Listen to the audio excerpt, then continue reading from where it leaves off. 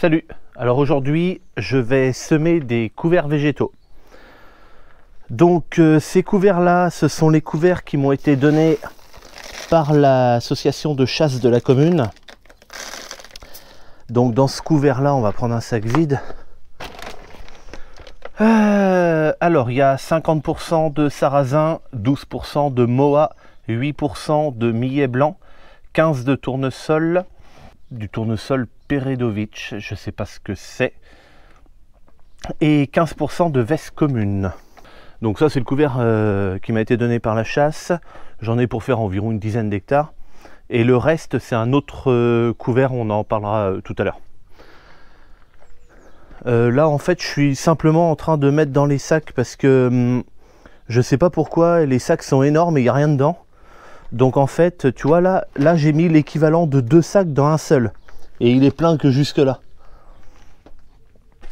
Là je suis en train de changer de bobine, donc tu vois j'ai ouvert là et voilà, donc ça c'est la bobine à colza,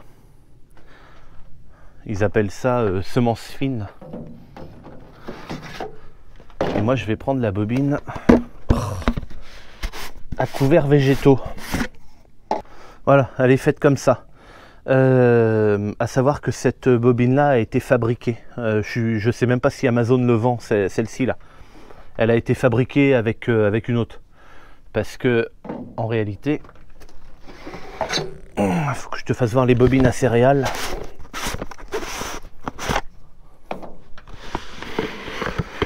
Alors ça c'est la bobine à céréales pour les gros débits ou alors les grosses graines type févrole par exemple.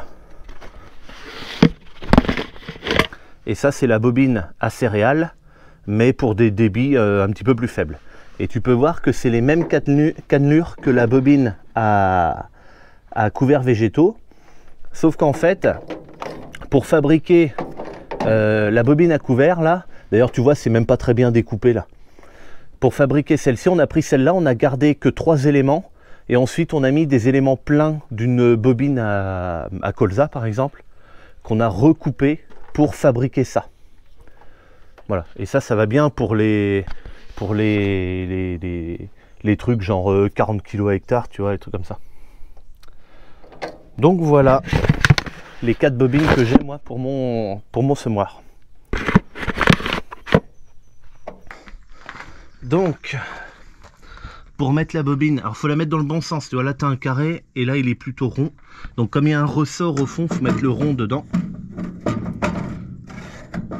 Voilà. Ensuite tu mets ça.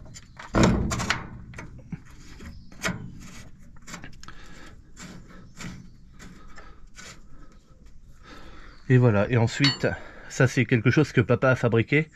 C'est une clé pour visser les vis papillons, comme cela là. Ça évite de mettre une pince multiprise et tout, puis de les serrer n'importe comment. Avec ça en fait on les visse comme il faut. Bon bah maintenant j'ai plus qu'à mettre la semence dedans, étalonner avec mon petit seau et mon petit peson et puis la gamelle orange. Et puis voilà. Bien, alors il y en a un petit peu dans le seau. Tout simplement parce qu'en fait, j'ai pas pensé à le filmer mais je vais aller te le faire voir quand même. J'ai sélectionné une mission que j'avais fait l'année dernière, donc qui s'appelle Couvert 2022. Et c'était déjà les mêmes couverts et c'était déjà la même dose à l'hectare. C'est le hasard, donc ça fait environ 17 kg par hectare. Donc en fait, pourquoi il y en a un petit peu dans le seau bleu, c'est parce que j'ai amorcé ma bobine en faisant tourner quelques secondes le doseur afin que toutes les cellules se remplissent. Maintenant, on va aller au niveau du boîtier puis commencer un étalonnage. Alors en fait, ce que j'ai fait, c'est que j'ai été dans les missions et puis ici qui s'appelle Couvert 2022 à 17 kg. Donc j'ai cliqué ici pour démarrer la mission. Ensuite, je reviens en arrière, je vais sur étalonnage. Et ensuite j'ai cliqué ici là pour faire remplir les auges. Maintenant je vais cliquer sur démarrer l'étalonnage ici. Donc là il me demande si toutes les cellules sont remplies. Donc oui, c'est ce que j'ai fait juste avant, donc je valide. Là il me pose une deuxième question, c'est en fait si la bassine orange là elle est vraiment vide. Donc oui. Et ça y est. Je sais pas si tu entends les graines qui tombent. Alors je sais pas sur quelle surface il va me faire l'étalonnage. Peut-être, moi je pense que je vais le laisser aller pour faire un étalonnage jusqu'à 0,1 hectare. Ça sera à mon avis assez précis. Et 0,1 hectare, ça veut dire qu'il faudra que j'en ai 1,7 kg dans l'auge. Donc on verra. Ouais, voilà. Ah, donc tu vois, là j'aurais dû l'arrêter à 0,05 hectare. Mais moi je vais le laisser continuer. Parce que c'est pas parce qu'il a sonné que en fait il s'arrête. Tu peux le laisser quand même continuer à compter des hectares. Enfin des hectares non, mais tu peux le laisser continuer de compter. Et au moment où tu arrêtes, il va te dire par rapport à ce qui a été laissé. Alors je me mets prêt, je suis à 0,097. Hop. Voilà, donc là, quantité 1,7 kg.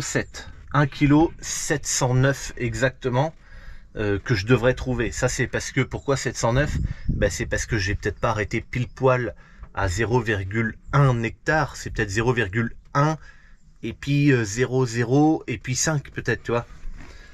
Donc ben, je vais peser ça. Et vu que c'est que 1,7 kg, je vais changer d'avis. Je vais pas peser avec le truc. Je vais pas peser avec le peson là. Parce que c'est trop. C'est pas assez précis ça. Pas pour 1 kilo. Donc je vais aller chercher une petite balance électronique qui me donnera 3 chiffres après la virgule. Alors que lui, il m'en donne que 2. Bon, le premier échantillon, je suis à 1,321 kg. Donc ça va pas du tout.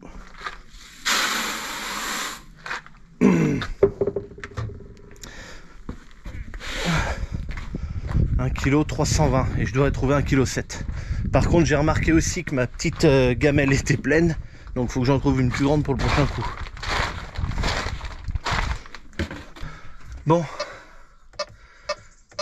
allez hop, là je suis en train de lui régler ce que j'ai trouvé.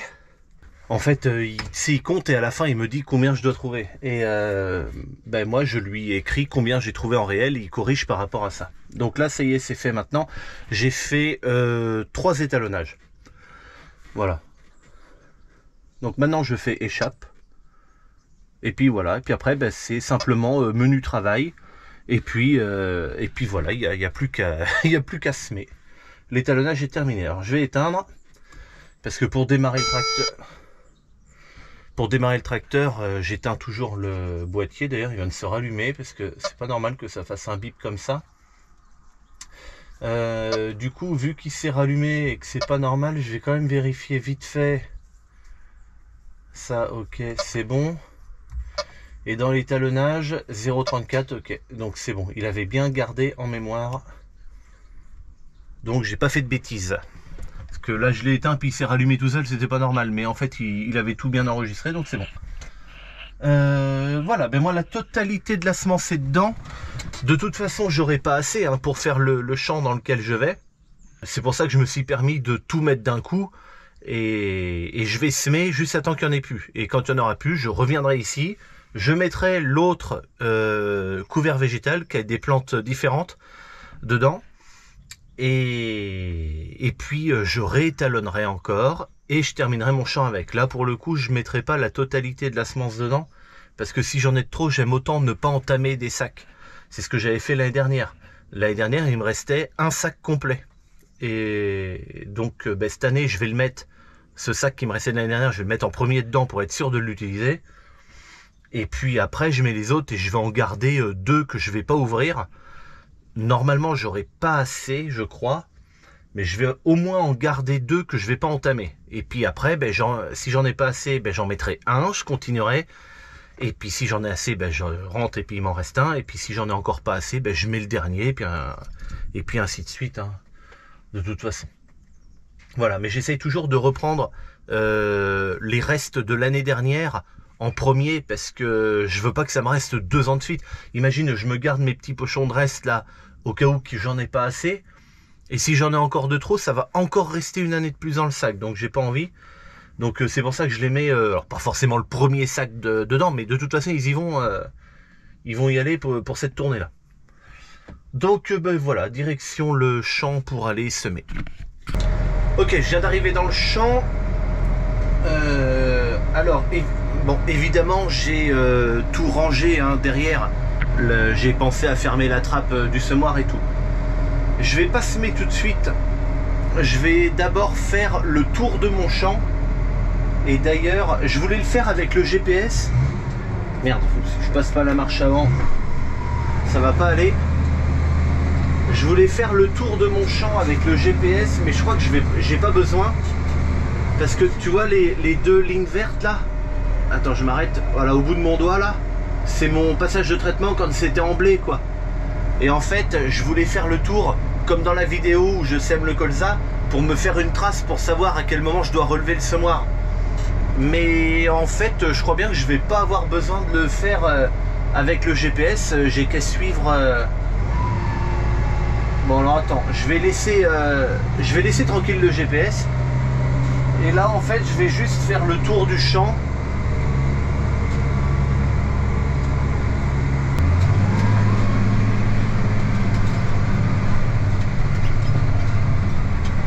Allez, oh, il y a un lièvre qui se sauve là.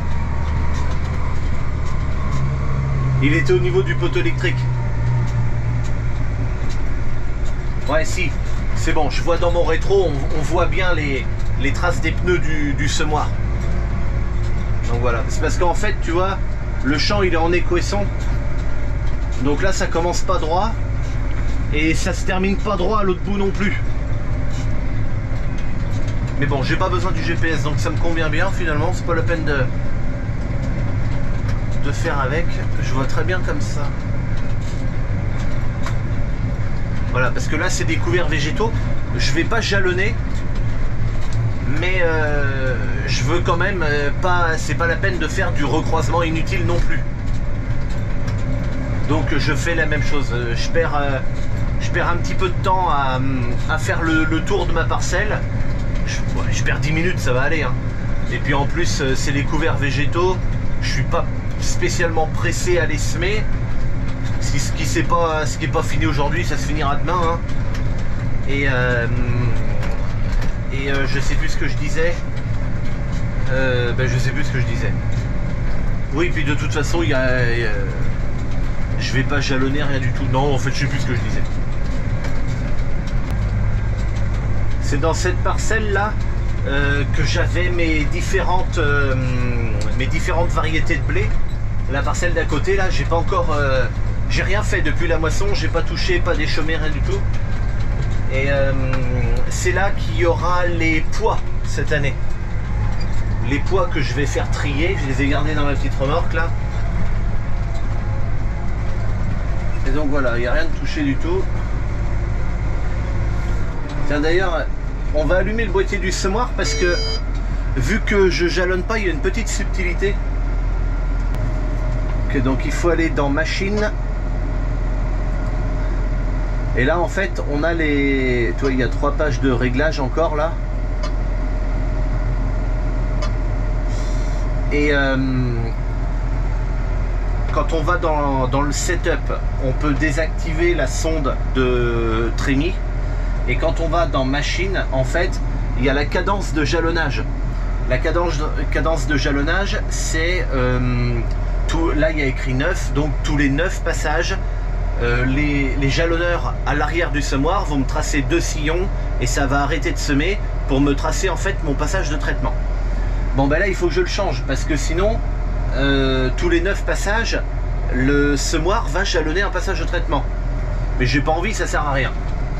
Alors je pourrais remonter mes disques jalonneurs et les bloquer avec une petite barre qui est faite exprès.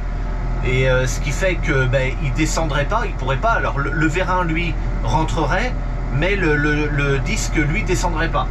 Sauf que les 4 descentes, elles vont quand même semer. Donc en fait la combine, c'est d'aller là-dedans et au lieu de mettre 9, il faut écrire 15. Voilà. Alors ça, le bruit là, c'est simplement le tracteur qui vient de la boîte de vitesse qui vient de se mettre en sécurité. Voilà, donc là j'ai écrit 15 et en fait quand on écrit 15, le semoir ne jalonne plus. Alors on peut utiliser des traceurs sur les côtés et tout, mais il ne jalonnera plus jamais. Je sais pas pourquoi c'est 15. Si c'est 14, ça continue de fonctionner. Si c'est 15, ça marche plus. Et si c'est 16, je sais pas ce que ça fait. J'ai jamais essayé. Il faut mettre 15 et le semoir jalonne plus. Bon voilà, c'est comme ça. Donc là ça y est, c'est réglé. Donc comme ça au moins quand je vais travailler, je n'aurai jamais un passage de traitement de réglé. Allez, bon je continue mon petit tour.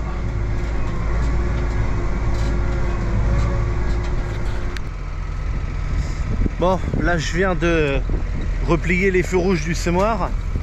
Ça sent le blé en fait, tu sais, quand le blé est vert, et puis c'est parce que ça a roulé dessus, tu sais, le blé quand il est vert et que tu le frictionnes comme ça, là ça a une odeur particulière.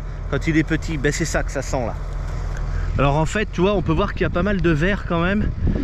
C'est essentiellement, quand on s'approche un petit peu, on se rend compte que c'est essentiellement de la repousse de blé. Tout simplement parce que la grêle était passée par ici également. Les dégâts de grêle, c'était zéro. Je veux dire, ce qui repousse là, ça peut paraître impressionnant comme ça, mais en fait c'était du grain cassé un petit peu, c'était des trucs comme ça. Et en vrai, quand on se baladait dans le champ, on voyait quasiment pas de graines, quoi. C'était très peu ce qui était tombé. Mais après, quand ça repousse, ça paraît toujours impressionnant. Mais en réalité, non. Donc voilà, allez, on va déplier ça, puis commencer à semer. Bon allez, je viens d'arriver, j'ai fait simplement une bande, je pense que ça se voit, ouais. J'ai fait juste une bande, donc je veux voir...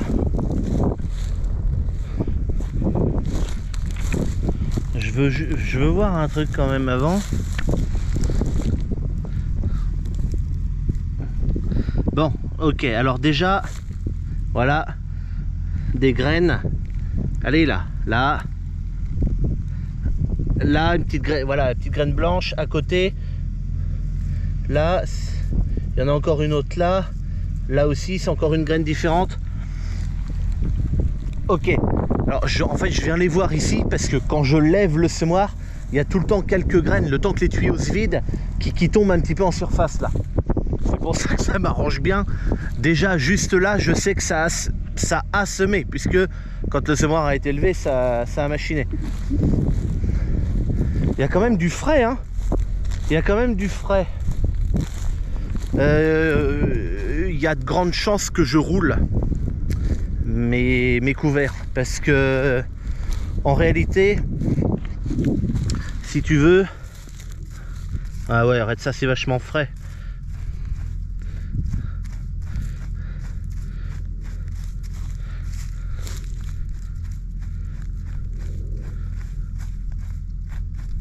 Alors moi je suis misérable pour trouver des graines.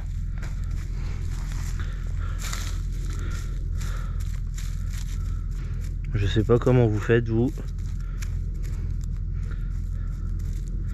Mais moi je trouve jamais rien. Il n'y a que les graines de blé que j'arrive à trouver parce qu'elles sont rouges. Enfin bon bref, je vais certainement les rouler, mes couverts, mon semis de couvert là, parce que c'est quand même sec. Ils annoncent du sec et encore du sec quoi. Si on, fait que je pense que je vais rouler, parce que l'objectif du couvert c'est quand même de le réussir.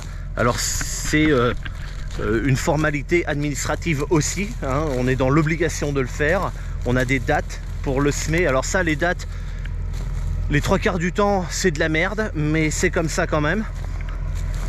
Alors il peut arriver certaines années qu'on a des dérogations pour repousser le semis un peu, mais c'est pas tous les ans de toute façon. Et puis allez, 7 fois sur 10 la date ça va pas quoi. Mais bon bref, c'est comme ça, les décisions sont prises dans des bureaux par des gens qui n'ont jamais eu une motte de terre dans les mains. Mais voilà, c'est comme ça. Nous sommes commandés par des gens qui ne connaissent pas notre travail. Et dans plein de domaines, hein, c'est comme ça. J'ai travaillé dans la fonction publique avant. Mes responsables, donc c'était des élus, mes responsables, et ils me commandaient et ne connaissaient pas mon travail. Donc bon, ben, c'est comme ça, tu te la fermes et puis t'exécutes. Et c'est pour ça qu'il se prend des décisions souvent qui sont totalement aberrantes dans la fonction publique et en voirie par exemple. Et en agriculture c'est exactement la même chose, parce que les décisions sont prises par des gens qui ne connaissent pas le métier. Bon, enfin ça fait rien, c'est eux qui savent. On va dire ça comme ça. Allez, ben moi je continue. Donc tout ça pour dire que oui, l'objectif c'est quand même de réussir le couvert malgré tout. Donc voilà, je vais essayer de mettre le plus de chance de mon côté. Le fait de rouler, ça consomme très peu de carburant, c'est un petit peu de temps à y passer, mais je m'en fous, je travaille pour moi. Mon temps, moi je le compte pas. Mais donc voilà, quelques heures de tracteur et puis un petit peu de gasoil, mais c'est rien du tout franchement. Donc ça, je vais faire comme ça. Et puis voilà, allez, je continue. Je vais pas faire de vidéo vraiment pendant le semis parce que c'est très similaire à la vidéo de il y a 8 jours ou 15 jours où je sème les colzas. Donc je vais pas faire ça. Là, la prochaine fois que je vais reprendre la caméra, ça sera peut-être quand je vais changer de semence, puis après j'arrêterai là. Bon, là, comme tu peux le voir derrière moi, il y a le poteau électrique. J'ai seulement fait un aller-retour. Et qu'est-ce que je viens de voir ici? J'ai perdu un disque.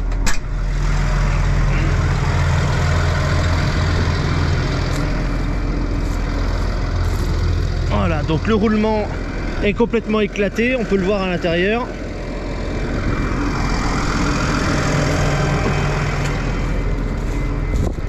Alors vu où il était, c'est peut-être un disque vers le milieu du semoir, mais encore que avec la herse il a pu être balancé à droite à gauche. Alors je regarde. Ah, ici, celui-là.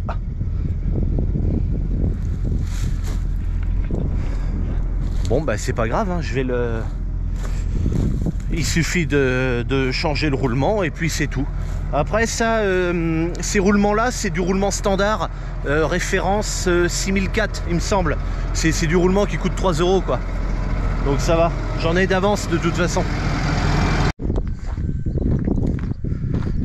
Ok, allez. Je me suis mis devant tout simplement pour être à l'ombre. Alors en fait c'est pas compliqué, ça s'enlève sans outil, il suffit de ramener ça. Voilà, comme ça. Là le joint est toujours bon. Allez hop. Voilà, ça va aussi vite que ça à enlever. Et puis à remettre, c'est à peu près pareil. Ok, alors le vieux disque est là. Je l'ai pas enlevé parce que en fait on en a un qui est prêt en permanence avec un roulement tout neuf. Donc il suffit simplement de le mettre comme ça et de remettre le vis comme ça.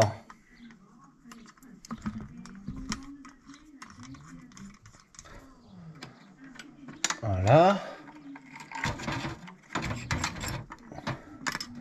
Hop, avec une clé Allen, ça ira plus vite. Voilà. Je vais le serrer un peu plus bien entendu, mais...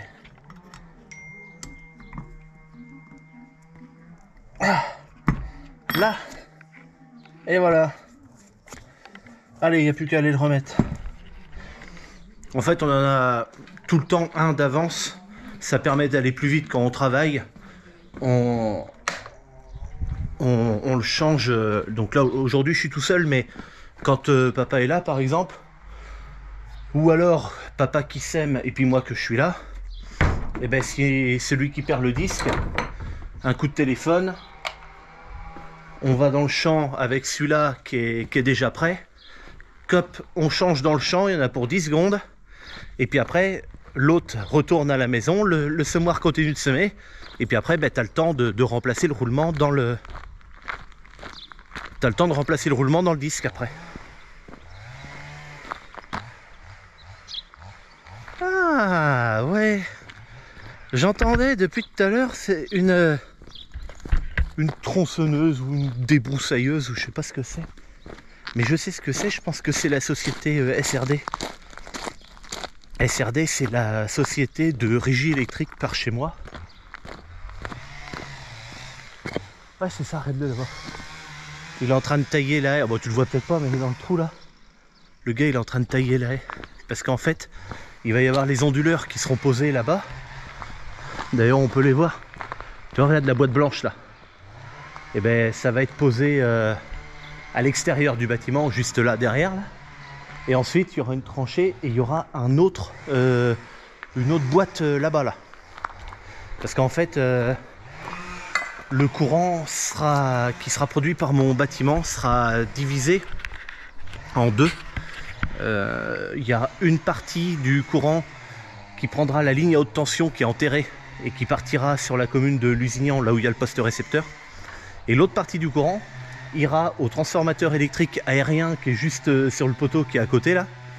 Et ensuite ça alimentera en électricité tout le groupe local de village. Donc le village ici et puis les villages autour. Ça alimentera en électricité tout ça. Donc c'est bien, je suis content, c'est ma petite fierté que le bâtiment puisse alimenter au moins chez nous quoi.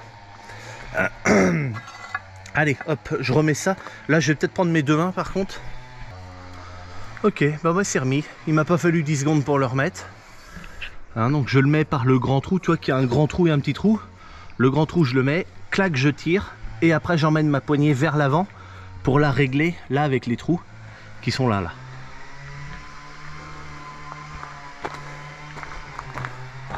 Bon ben je démarre le tracteur et c'est reparti.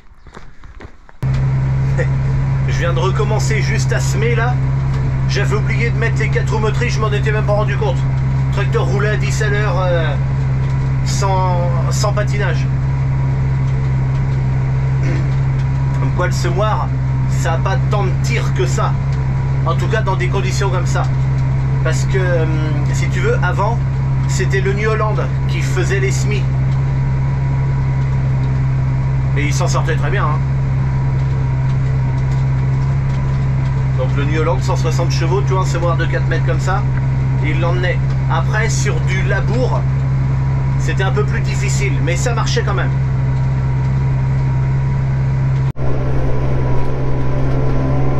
Ok, bon je sais pas si tu t'en rends compte, mais il n'y a quasiment plus rien dans la trémie. Donc là en fait je surveille ma caméra. Et quand je commencerai à voir la bobine tourner, ben j'arrêterai à ce moment-là et puis voilà. C'est exactement comme ça que je fais quand je fais mes variétés de blé. En fait, j'achète un sac par un sac parce qu'avec un sac, je peux semer 4 hectares en blé. Hein. Et en fait, je mets un sac dedans, je sème et je regarde ma caméra et quand je vois le dernier, que je commence à voir ma bobine tourner, hop, j'arrête. Je reviens, on met l'autre sac, on réétalonne parce qu'évidemment c'est jamais la même chose. Regarde là, il s'est déjà quasiment terminé là. Je sais pas si tu peux voir quelque chose. Alors attends.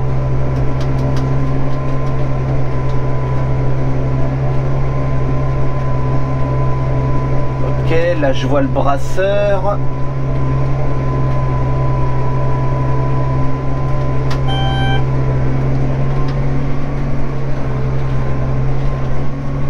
Bon ben voilà, c'est bon, il n'y en a plus. Donc là j'ai relevé le semoir, il est vide. Et ce que j'ai fait, c'est que j'ai arrêté, j'ai laissé l'autoguidage pour aller jusqu'au bout, au bout du champ là, mais j'ai arrêté l'enregistrement. Voilà, de toute façon je le verrai bien, hein, ça se voit hein, la différence de ce qui est semé et ce qui n'est pas semé. Donc, mais bon voilà, j'ai éteint l'enregistrement au moment où j'ai relevé le semoir. Comme ça je suis sûr, ben, je pourrais me repérer avec le dessin un peu plus facilement, même si ça ne sert pas à grand chose.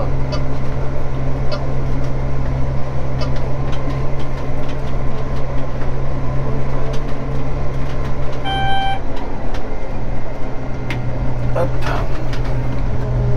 Bon ben du coup je vais relever replier. Puis là il faut retourner à la maison chercher les autres sacs.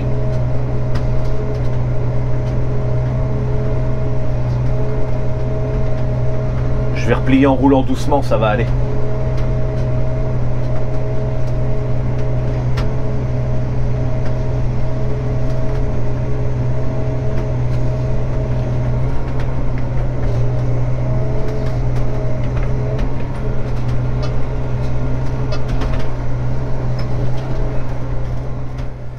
Bon, ça y est, j'ai mis tous les sacs dedans.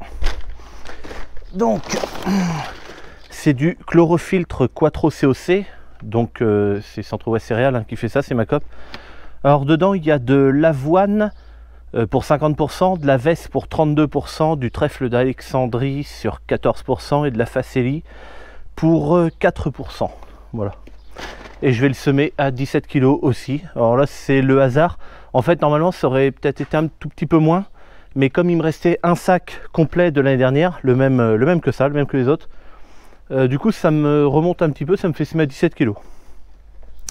Donc la semence, j'en ai gardé dans mon petit seau, elle est faite comme ça.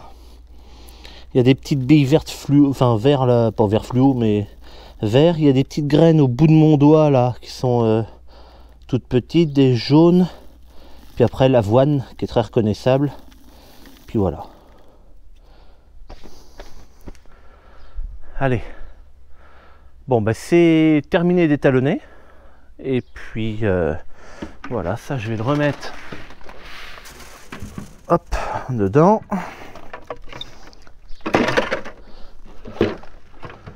et puis allez, je range.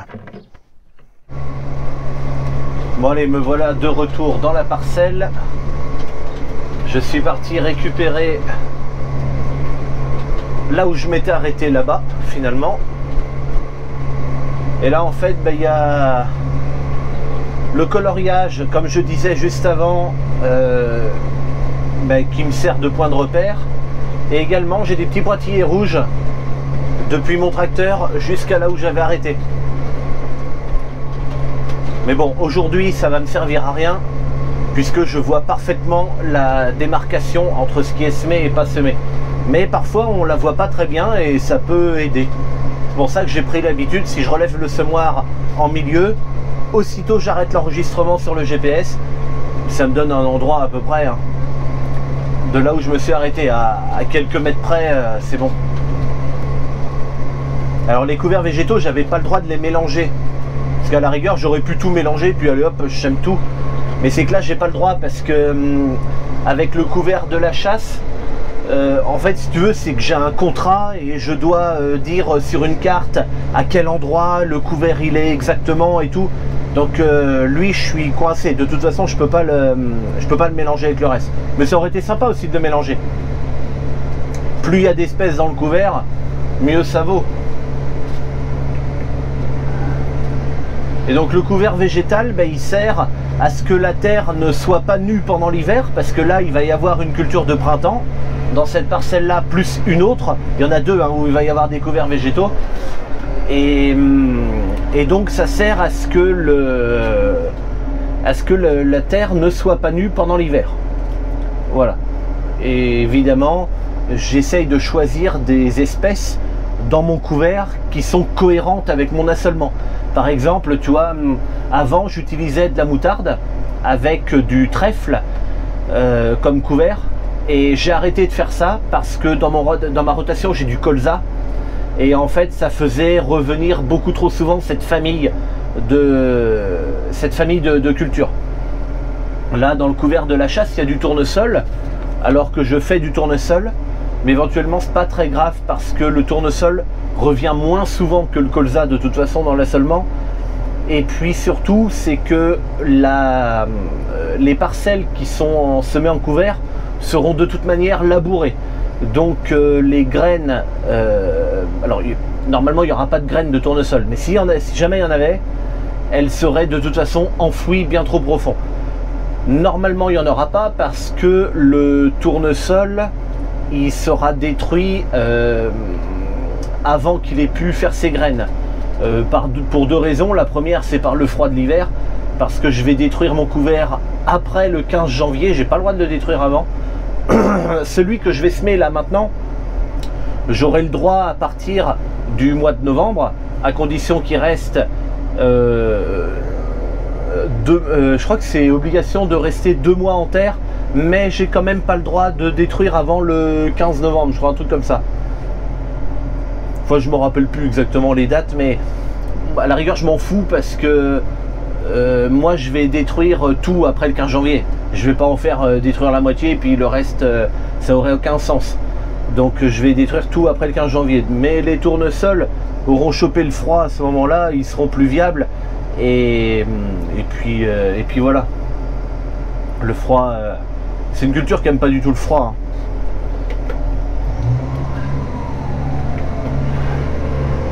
Allez.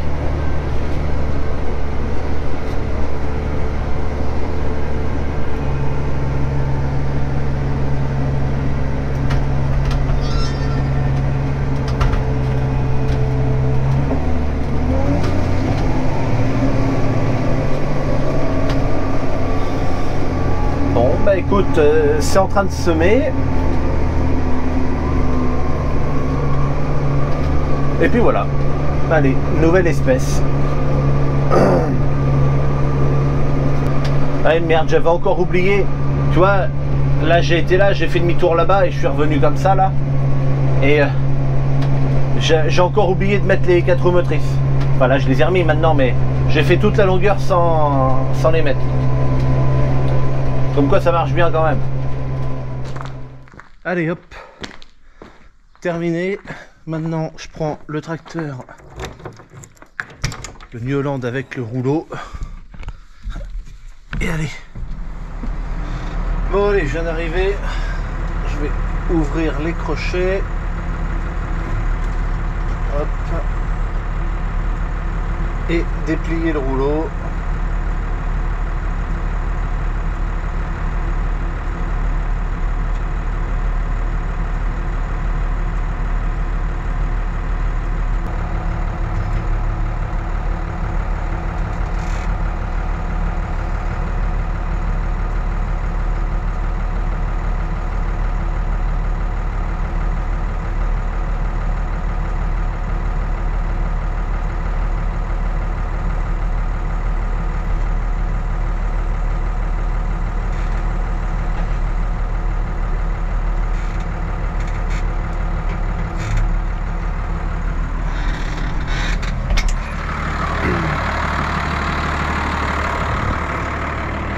Allez, je vais aller tourner les manettes. J'attends que ça monte en pression pour décoller le châssis.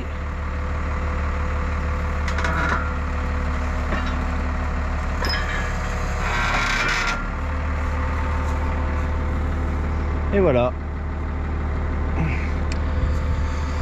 Alors j'espère que ça va aller, que le rouleau pourra tout rouler, mais je commence à avoir une espèce de panne dessus. Ici, là. Là, la pièce, elle est vraiment en train de chier. Et c'est prévu hein, de le réparer. Mais on espérait avec papa que ça puisse rouler au moins là les colzas et puis éventuellement les couverts. Et aussitôt après, on s'en occupe. Mais bon, voilà. J'espère que ça pourra attendre un tout petit peu que je puisse finir de rouler avant que ça casse définitivement.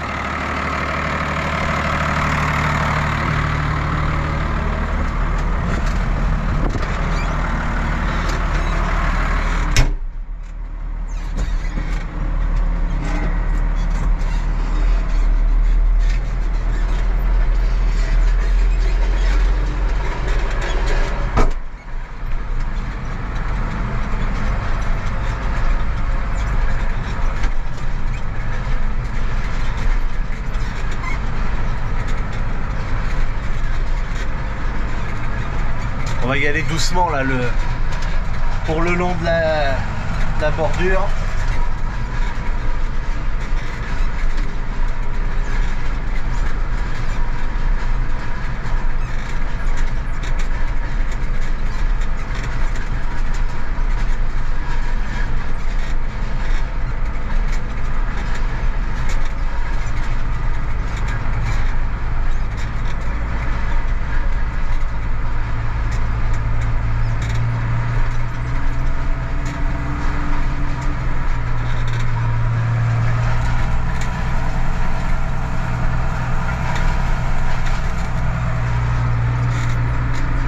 bon, allez.